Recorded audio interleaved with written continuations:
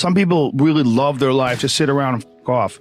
When I sit around and fuck off, I don't like me. My whole life, I was convinced, when I was a young man, I was convinced I was a loser. Absolutely convinced. Until I started getting really good at martial arts, I never thought I was good at anything. I just had a very low self-esteem. And I was limiting myself by what I thought were other people's opinions of me. This is when I was a really young kid. And I didn't figure this out until I was like in my 30s. But I think that you absolutely can be limited by your perceptions of someone's definitions of you. But you can break through that stuff.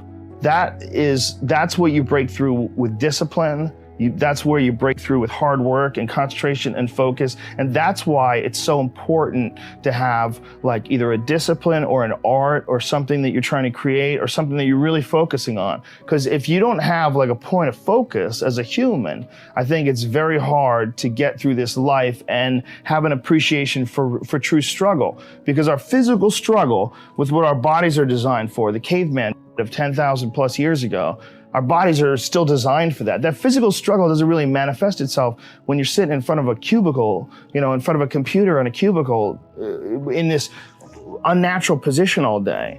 I think the whole situation is very confusing for the human body. And we don't get the tests that we need in order to have what you would call personal sovereignty. So you got to impose those tests on yourself. Your life would feel better and richer if you had a goal, you chase that goal, you accomplish some things, you would get this boost of confidence, you get this boost of self-esteem, like whatever it is that you're into doing. Maybe you're into drawing comic books. Maybe you're into making pottery or sculptures, but find whatever the that is and pursue that instead of doing nothing. Like the people that are doing nothing, doing something might be as simple as like that Alex Honnold guy. He just climbs rocks, but he's world-class rock climber. Though. It's something. You don't truly appreciate relaxation unless you've worked hard. And that is the yin and the yang of life. And I've said this to the point of people getting sick of it, but one of the worst decisions a man can make, I can only speak for men, obviously, is to be comfortable. I don't think you should try to be comfortable. I think what you should try to do is try to earn comfort. And if you can get a day off where you've worked hard and you've accomplished goals, that day off will be so sweet. When I work hard and I sit in front of the TV, I enjoy the shit out of it. I put my feet up, I have a nice drink, I enjoy my free time. I'm more of a workaholic than I should be, probably. If the balance was, I probably should relax more than I do, but I never feel like I earned it. But that's part of the reason why when I do feel like I earned it, I can enjoy it. It's because I am more connected to the idea that I need to accomplish things and it's not like for anybody else's benefit other than my own or anybody else's approval other than my own.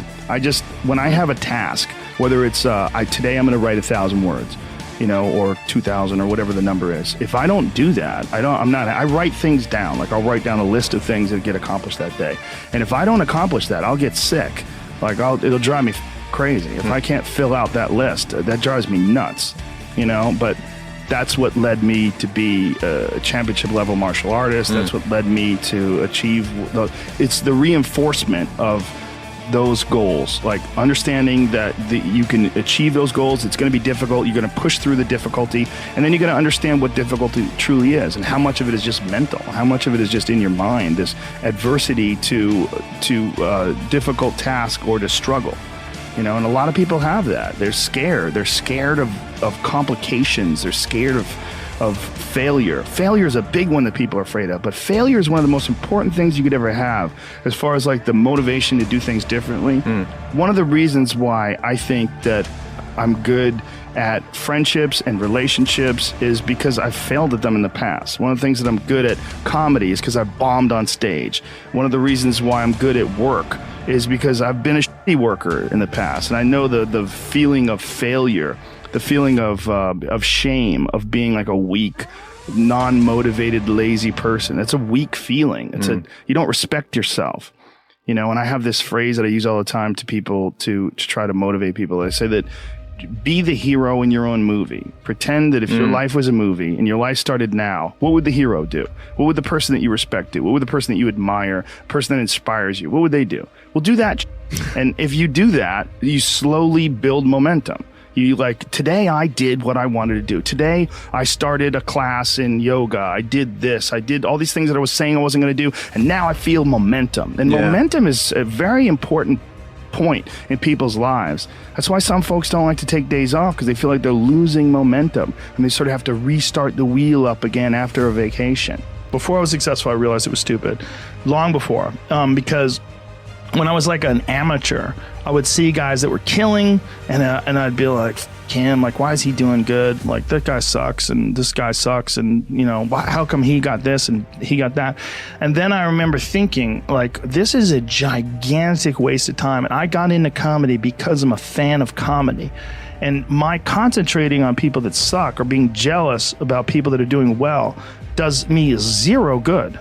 But instead, if someone does well, I can be inspired and I can get fired up by it. I mean, I figured this out in my early 20s. I was like, okay, this is I have a poor way of looking at it, because it's a martial arts thing. Because in martial arts, like, you can't be jealous of someone else's ability. You have to realize you might have to fight them someday. So by realizing that they're really good, you're forced to be objective about it, and you have to go to work. Like, you have to go, that guy's better than me. I got to get better. And you have to go to work. Right. There's no positive benefit in underestimating someone. The one thing that discipline definitely does help you with is it helps you get things done. And when you get things done, when you actually do things, you have more success. If you have more success, and sometimes a big part of success is just not being lazy and just doing it. Yeah. That's like 90% of it is just showing up.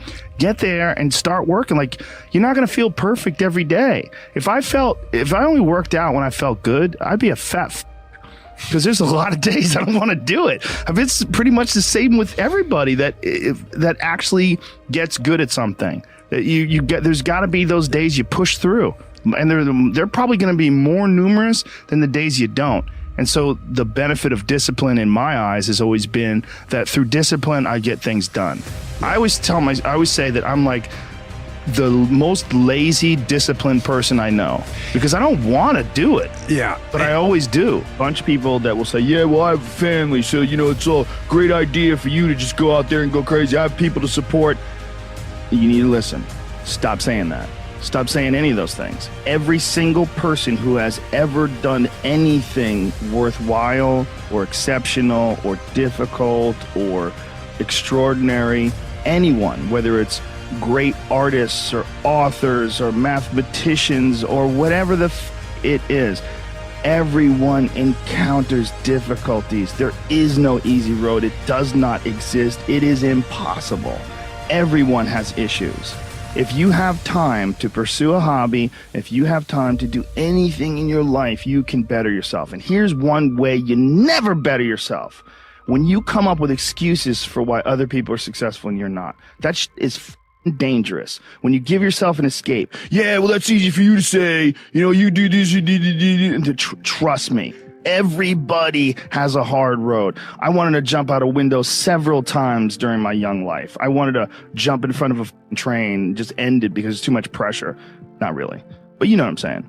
Theoretically, we all go through hard times. We all go through depression. We all go through doubt and moments in your life where it's really difficult and you're trying to figure out what your path is going to be. It's hard as shit. But Stefan and I were talking about this before the podcast starts, that is what makes you a person. And those difficult moments are what build your character. Show me a great man who's the son of a great man. That's what we're saying. These kids that are born billionaires, you're never going to be a self-made person. You have a backup trust for your backup trust for your trust. And you're man. The most important thing is always for all people to recognize that you're not who you were a year ago. You're not who you were 5 years ago. You're not who you were last week. You're who you are now. And this is the only you have control over. So you got to regulate how much you dwell on regrets of the past. You really got to be careful, because it's good to have a little, because my regrets, whether it's things of professional nature or the very few regrets friendship-wise, which is one thing that makes me very happy. But you know, there's life is strange. There's a lot going on. There's a lot of factors happening in life. But for sure, who I am now wouldn't have ever happened if I didn't fuck up. If I didn't make those mistakes, I wouldn't have understand the importance of friendship and kindness. And if I hadn't been cruel at some point in my life, or someone hadn't been cruel to me, I wouldn't understand the beauty of love. I wouldn't understand the full range of it because I hadn't felt the sting. If nobody ever punches you in the face, you don't really appreciate safety. Because a lot of people don't even understand what safety is. You put, oh, we're safe, but you are so not safe at any moment. You know, and when someone's punched you in the face a bunch of times and you've been in a street fight with some guy you barely knew, you got in an argument with him, there's something about regular safety that's sweeter. Yeah. It's more delicious. Yeah. It's more delicious. It's way better to drive your car straight after you almost lost control on a turn. You're like, wah! And then you get back straight, you're like, whoa. For sure. I'm not saying that you should go sideways around corners, but what I am saying is that there's a yin and a yang to this world, man. And you got to fuel yourself with the fuck-ups. And most people get stuck in these patterns because they define themselves as a fuck-up, or they define themselves as a person who doesn't follow through on their ideas, or a person who doesn't pursue their real interests and loves. You define yourself by that. Well, you know, I guess I start things and I quit. No, you don't. No, you have started things and you quit. And it gives you a horrible sense of regret that's made you define yourself by that. You don't have to do that. You don't have to do that.